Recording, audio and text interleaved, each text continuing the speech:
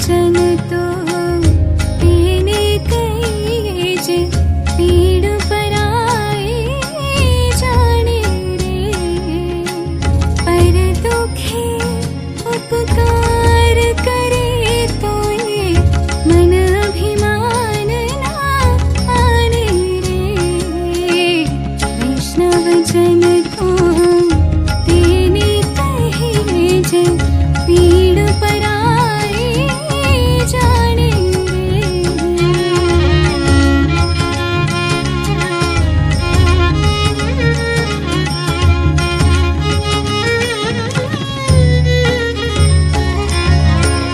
सकल लोक मां सहुने वंदे निंदा न करे केनी रे।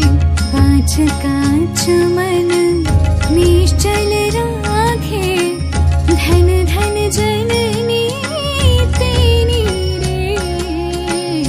वैष्णव जन तो तेने कहे जे पीड़ पराए जाने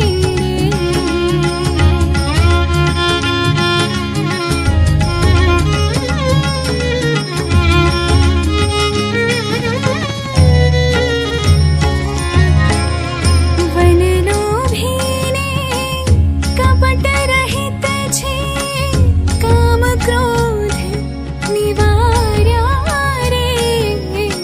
भन नरसिंह स्वच्छ भारत।